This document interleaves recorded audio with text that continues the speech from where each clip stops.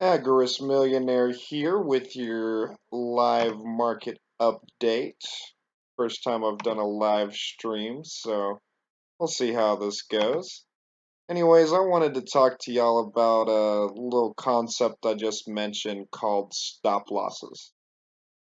If you're not familiar with what I mean when I say stop loss, what essentially we're doing is most of these exchanges allow us to set a stop limit order right here on Pelton-Cox, where we can enter at what price we would like an order to be placed here if the price were to drop to such a level. So you'll notice that I have just entered a stop limit order here for my Ripple at 11.92.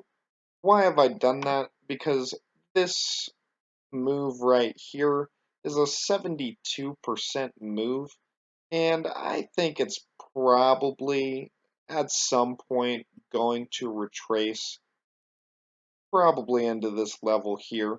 If it does do that, I don't want to lose any more of these profits. See, I'm not willing to sell it over here because I really do think it has a lot more short-term upside potential.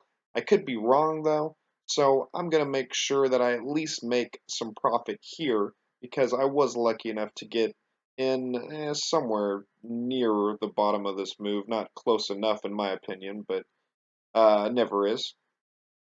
But as you'll see, I set the stop loss there in Pelton-Cox, and I'm going to continue to do that for all of these coins that have really pumped today that I've got holdings in.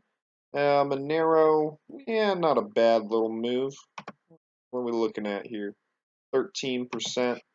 Yeah, I think it's got a lot more in it. I'm not terribly worried, but I will at least adjust my stop to where my entry point was so that if it does correct down past my entry point, I can at least break even on the trade and not lose if it were to break down even further. Um, don't close it. There we go. There's Dash. Also just been consolidating all day. Pretty much I'm really expecting a big move here with Dash. I mean, this is just a beautiful looking bull flag pattern. I mean, it's ready to pump, and it's going way above that resistance level there, is what I think eventually. But I can be patient too. And Litecoin obviously had the huge pump with the Coinbase news. Um, I mean, this was just a monster. Look at this freaking thing. Litecoin up 70%. Who'd have guessed it?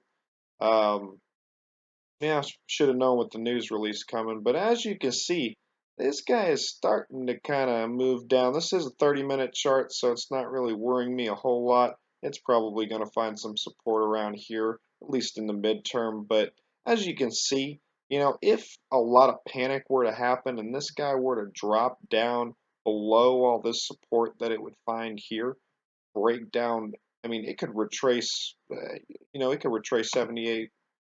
Yeah, where's my little retracement tool here? It could retrace as far down as 78.6% or 61.8%. I don't want to lose that much money on this trade that I just made a bunch of money on. Wouldn't you agree? So I'm going to put a stop loss right below this little support level here, just to be sure if it does end up breaking all this support here, I'm at least going to be able to keep a decent amount of my profits on that. So this is all the concept behind stop losses is really just like a plan B because you got to realize you're human and no matter how good you get at this, you're never going to be able to predict it with 100% certainty. You're always going to lose. You're always going to be wrong sometimes.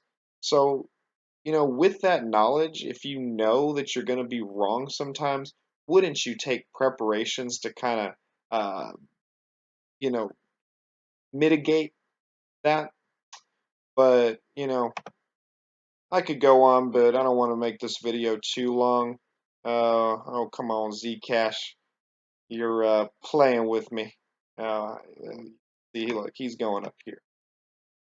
He's going up here. That's what I think. Because AB, this little wave here, equals this little wave here. Nearly all the time, or at least this. It may even extend it further if things get really exciting in the markets. But with that being said, guys, I hope I've been able to cover the concept of stop losses with you somewhat well. But anyways, don't neglect them.